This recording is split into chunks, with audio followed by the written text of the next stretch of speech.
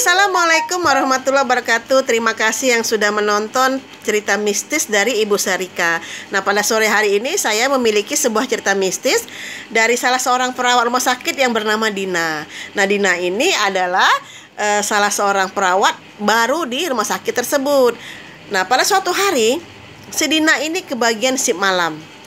Jadi berangkat dari rumah sekitar jam 7 malam ke rumah sakit. Sesampainya di rumah sakit, itu Dina bertemu dengan salah seorang perawat lama yang bernama Wahyu. Jadi mereka berkenalan, ya kan. Terus si Dina bilanglah kalau dia adalah perawat baru di sana dan mohon bimbingan. Akhirnya mereka berteman baik gitu. Nah, kebetulan pada malam itu si Dina dan Wahyu ditugaskan untuk berjaga-jaga di kamar emergensi gitu kan.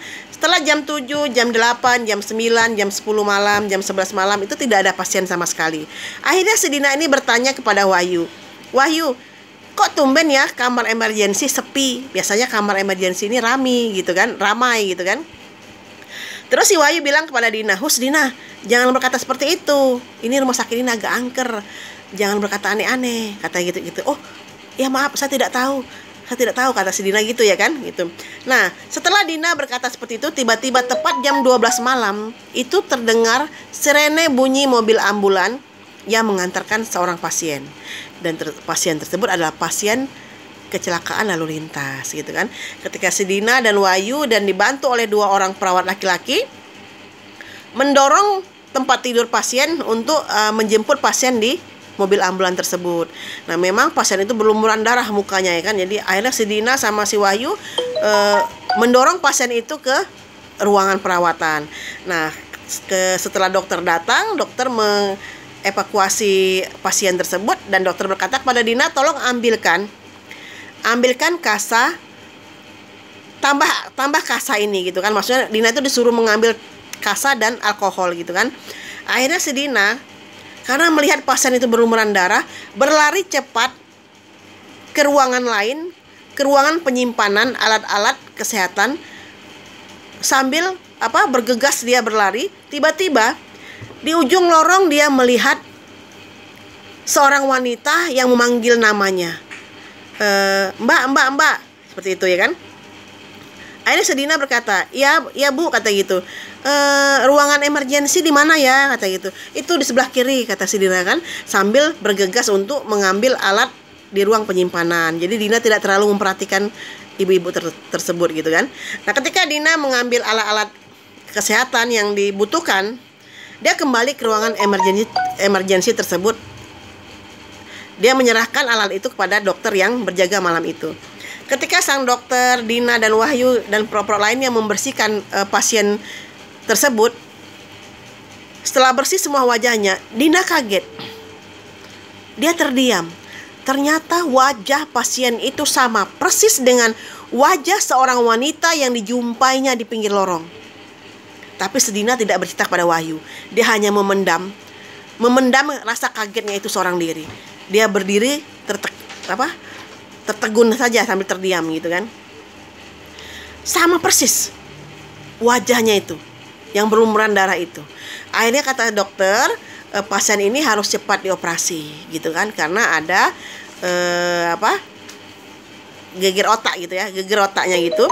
Akhirnya didoronglah pasien ini bersama dokter, Dina, Wahyu dan 2 perawat laki-laki untuk menuju kamar operasi yang berada di lantai 3 rumah sakit tersebut gitu kan.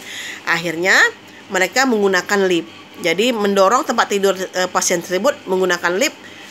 Ketika pintu lift belum tertutup, semua yang ada di dalam lift itu terkesima karena mereka melihat sesosok wanita berbaju merah yang berlumuran darah tepat di depan lift tersebut. Semuanya gemetar. Jadi semuanya terdiam, saling tatap, seakan-akan mereka ini berkata, apakah mereka sendiri yang melihatnya? Ataukah semua melihatnya? Sama seperti Dina, seperti Wahyu, apakah cuma mereka yang melihatnya atau semua yang dalam lift itu melihatnya? Jadi semuanya tertegun. Mereka melihat wanita itu berjalan pelan-pelan menuju lift ke arah mereka. Tetapi alhamdulillah sebelum wanita itu sampai, pintu lift itu tertutup. Jadi mereka merasa lega gitu kan, dan melanjutkan memencet lantai 3 untuk mengantarkan pasien itu ke kamar operasi. Jadi itu cerita mistis dari Dina pada malam pertama tersebut. Selang beberapa bulan, itu si Dina kembali mengalami cerita mistis pada saat dia juga berjaga shift malam. Nah, pada saat malam itu si Dina lagi datang bulan gitu kan. Jadi dia ingin membersihkan pembalutnya itu ke kamar mandi. Dia izin kepada temannya yang sama-sama berjaga pada malam itu untuk ke kamar mandi, karena dia saat itu lagi datang bulan gitu kan. Nah, ketika Dina membersihkan di kamar mandi, Softtek, pembalut yang dia pakai itu udah dibersihkan dia dengan air. Kemudian dia buanglah ke tong sampah. Habis itu dia kembali membenahi dirinya di kamar mandi, di dalam toilet tersebut. Ketika dia keluar dari toilet tersebut, dia kaget. Dia melihat sesosok wanita berjubah putih, berambut panjang, duduk di lantai sambil menghisap softtek yang sudah dia buang tersebut. Padahal si Dina yakin betul kalau pembalut yang dia buang itu sudah dia bersihkan.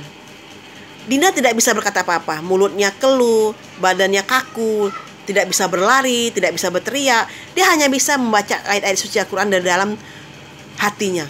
Semua ayat yang dia hafal, yang dia bisa, dia baca dalam hatinya. Sampai pada malam itu si Dina pingsan. Ketika sadar, dia udah di ruangan khusus perawat dan ditemani oleh teman-teman perawat lainnya. Itu cerita mistis yang kedua dari Dina. Nah, dan akhirnya si Dina ini memutuskan untuk berhenti dari rumah sakit tersebut karena dia merasa ketakutan kan. Ketika datang shift malam, dia merasa ketakutan. Akhirnya si Dina mengajukan pengunduran diri dari rumah sakit angker tersebut. Itulah cerita mistis dari salah seorang perawat rumah sakit yang bernama Dina. Terima kasih yang sudah mendengarkan cerita mistis dari Ibu Sarika. Mohon bantuannya untuk subscribe channel YouTube Ibu ya. Terima kasih. Assalamualaikum warahmatullahi wabarakatuh. Selamat sore. Bye-bye.